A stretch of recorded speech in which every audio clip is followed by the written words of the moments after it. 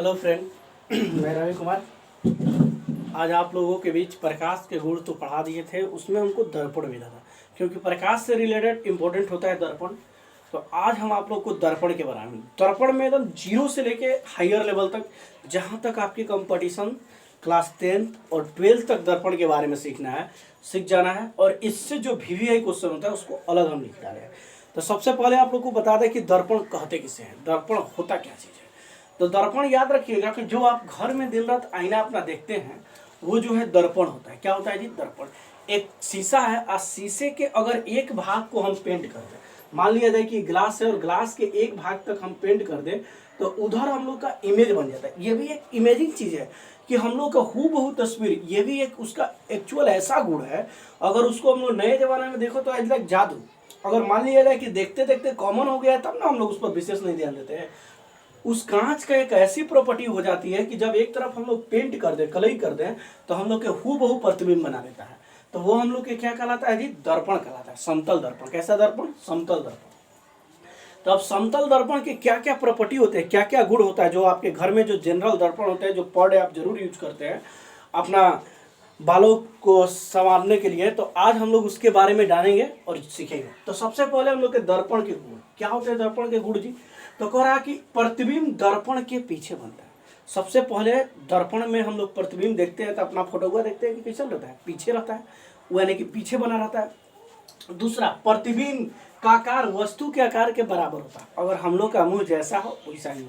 अगर छोटा वस्तु रखते हैं तो छोटा ही वस्तु होता है। दर्पण कितने प्रकार के होते हैं, उसमें अलग अलग का अलग अलग प्रतिबिंब होता है। लेकिन घर में जो समतल दर्पण होता है उसका जो आकार होता है, जैसा हम रहेंगे वैसा ही आपका फोटो दिखाई देगा, ठीक ना। तो यानी कि दोनों का बराबर होता है। प्रतिबिंब वस्तु के अपेक्षा सीधा होती है तथा पार्श्वरिक उल्टा होता है। अगर हम लोग देखते हैं तो वस्तु यानी कि वस्तु का सापेक्ष एकदम सीधा होता है, जैसे कि वस्तु जैसे रहेगा वैसे एकदम सीधा होता है। लेकिन पार्श्वरिक उल्टा होता है। पार्श्वरिक उल्टा मतलब क्या? यानी कि दो तरह के उल्टा होता है। एक नीचे मुड़ या ऊपर पैर कर देंगे तो वो भी उल्टा है, लेकिन वो जो है व्युत्क्रम उल्टा कहलाता है। कैसा उल्टा कहता है? व्युत्क्रम। अपार्श्वरिक उल्टा कहने का मतलब दाहिना हाथ इधर है और बायां हाथ इधर है। तो अगर हम लोग देखते हैं ऐनक में तो दाहिना हाथ इधर उठाते हैं तो अगला भी इधर, तो वो व्यक्ति जो है तो उल्टा ना दिखता है जी, तो उसका दाहिना हाथ तो अब इधर हो जाना चाहिए। लेकिन हम लोग जिधर से उठाते हैं उधर से ही उठाता है। मतलब ये कान उस तरफ हो जाता है और ये कान इस तरफ हो जाता है। दायां हाथ बायां तरफ हो जाता है और बायां हाथ है इस तरह के उल्टा को हम लोग पार्श्वरिक उल्टा कहते हैं। कैसा उल्टा कहते हैं? पार्श्वरिक उल्टा। प्रतिबिंब आभासी होता है। मतलब क्या? प्रतिबिंब जो नीचे बनता है पीछे, वो जो है हम लोग के क्या होता है? आभासी होता है। उसको रियल में कभी पर्दा पर सोचिएगा कि देख लें तो नहीं प्राप्त किया जा सकता। और उसको दर्शाएंगे तो कल फोटो बनाए थे तो टूटती हुई रेखा से दर्शाएंगे, डॉट डॉट डॉट रेखा से। इसके बाद हम लोग के क्या कर रहा है जी? प्रतिबिंब जितना हम लोग के पीछे होता है, यानी वस्तु हम लोग के उतना ही क्या होती है जी? आगे होती है। मतलब वस्तु दूरी और प्रतिबिंब दूरी क्या होती है? बराबर। कल एग्जाम्पल देके बताए थे कि एक कार जितना आगे रहता है उतना, या हम लोग के 10 मीटर दूरी पर है तो इसका प्रतिबिंब भी पीछे 10 मीटर दूरी, लेकिन वस्तु से दूरी निकालना होगा तो 10 दूरी कितना हो जाएगा? 20। अब हम लोग दर्पण से जब वस्तु जो है, नेक्स्ट और इंपॉर्टेंट है, समतल दर्पण की फोकस दूरी तथा वक्रता त्रिज्या अनंत होता है। अब समतल दर्पण है, ये गोल बनबे नहीं करेगा, तो इसमें फोकस दूरी बनेगा किससे? क्योंकि फोकस दूरी उसे कहते हैं कि गोलीय दर्पण का जो गोला का भाग होता है उसके आधा भाग को हम लोग फोकस दूरी कहते हैं। तो ये तो गोल है ही नहीं है, मतलब कि इसको गोल होने में बहुत समय लंबा लगेगा, तो वो निकाला नहीं जा सकता है।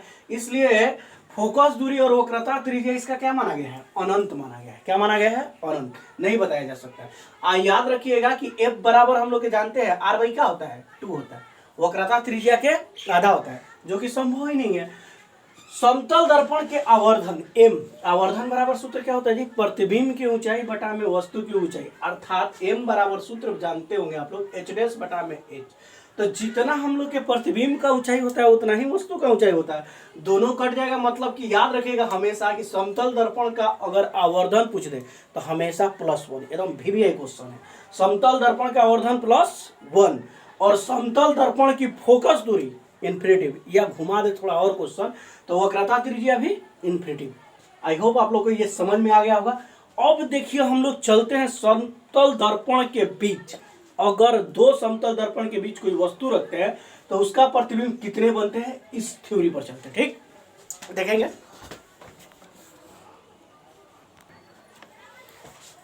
अब देखिए हम लोग जब दो समतल दर्पण एक दूसरे के थीटा कोण पर झुके हों तो उनके बीच में रखी वस्तु की प्रतिबिंब की संख्या, मतलब सबसे पहले मान लिया जाए कि दो समतल दर्पण है और वो समतल दर्पण मान लिया जाए कि समतल दर्पण झुका हुआ है, तो यहाँ अगर कोई ऑब्जेक्ट रख दिया जाए, वस्तु रख दिया जाए, तो कै गो प्रतिबिंब बनता है। ये अगर थीटा कोण पर झुका हुआ है, कोण किसे कहते हैं जी? तो दो रेखाओं के बीच के जो झुकाव होता है उसे क्या कहते हैं? कोण।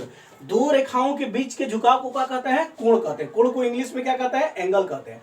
तो एंगल हम लोग के, यानी कि अगर दो समतल दर्पण है किस खास एंगल पर रखा हुआ है और उसके बीच में अगर वस्तु रख दिया जाए तो उसका प्रतिबिंब की संख्या कितनी होती है?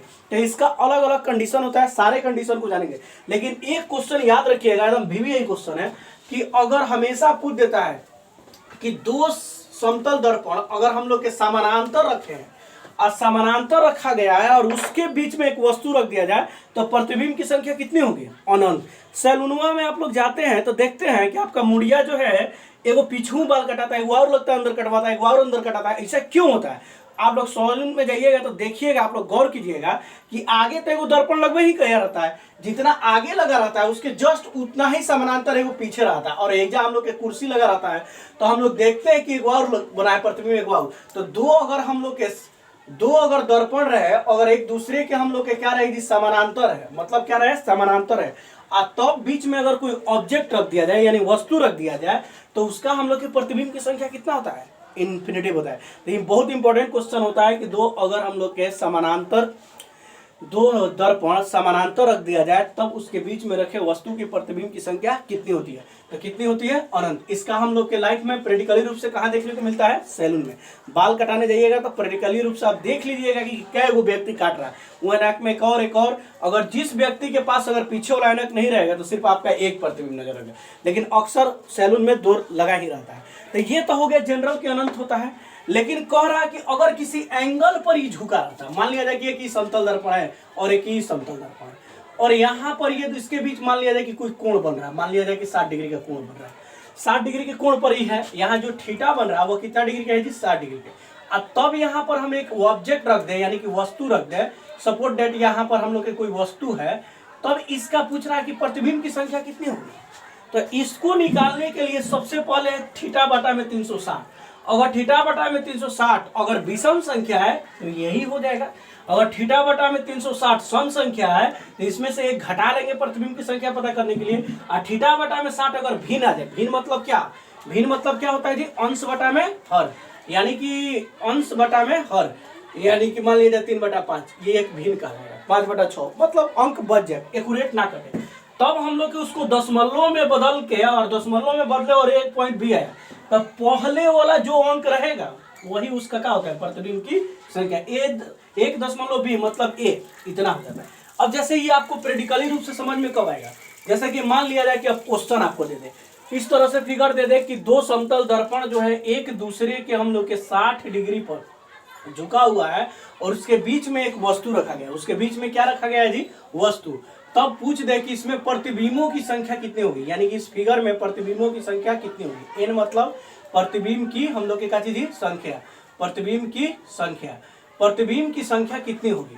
कब? जब दो समतल दर्पण एक दूसरे के 60 डिग्री कोण पर झुके हुए हैं तब उनके बीच में अगर एक वस्तु रख दिया जाए तो प्रतिबिंबों की संख्या कितनी होगी? तो ये निकालने के लिए अब हम लोग के प्रतिबिंबों की संख्या निकालने के लिए सबसे पहले हम लोग क्या निकालेंगे? थीटा बटा में 360 बटा में थीटा।